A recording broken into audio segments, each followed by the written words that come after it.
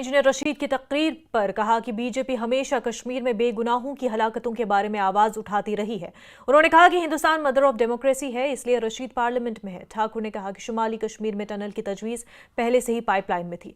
Project report तैयार कर ली गई है और जल्द काम शुरू कर दिया जाएगा। इल्तिजा के एसपीओज के बारे में महबूबा के दावे को ठाकुर ने मुस्तरद कर दिया।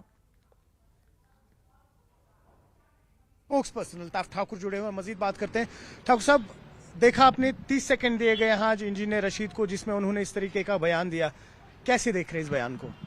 देखिए, यही खूबसूरती है इंडियन डेमोक्रेसी और इंडियन जुडिशरी की कि कल आप एक दिन पहले जहां महबूबा जी ने मदर ऑफ डेमोक्रेसी पे उंगली उठाई थी, आज मुझे लगता है उसको जवाब मिल गया कि इंडियन डेमोक्रेसी कितनी खूबसूरत और इंडियन जुडिशरी कितनी खूबसूरत। एक जो मुजरिम अभी जेल में बंद है, उसको भी पार्लियामेंट में बोलने की इजाजत दी गई है। इसको हम इंडियन डेमोक्रेसी कह सकते हैं। और जहां तक इंजीनियर रशीद का ताल्लुक है, देखिए अच्छी बात है, उन्होंने आज बोला है और सड़कों की बात की है।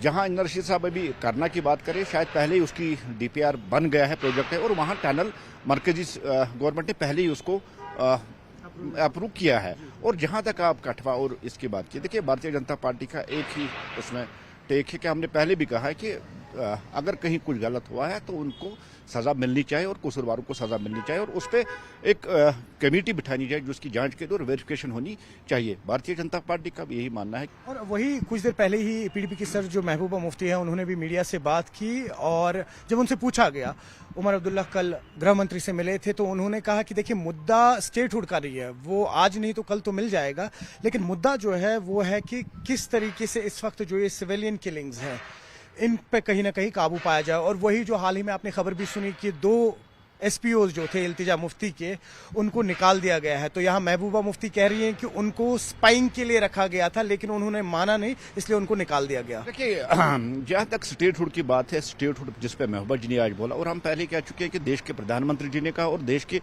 गृह मंत्री ने कहा कि मौजूद वक्त पे आपको स्टेटहुड मिल जाएगा। और हम मानते हैं कि दहशत के खिलाफ जो जंग है वो अब जम्मू कश्मीर के लोगों ने भी जीती और जम्मू कश्मीर पुलिस और आर्मी ने भी जीती, और कभी भी किसी भी वक्त अब जो स्टेटहुड वापस मिल जाएगा। और जहां तक एसपीओ का ताल्लुक है, देखिए उनकी सेफ्टी और सिक्योरिटी इल्तिजा मुफ्ती जी थी, उसको सिक्योर करना था, सिक्योरिटी देना। कैसे वो इनसे भाग गई और उनको पता ही नहीं चला है, इसलिए उसको शायद अपने डिपार्टमेंट ने सस्पेंड कर दिया।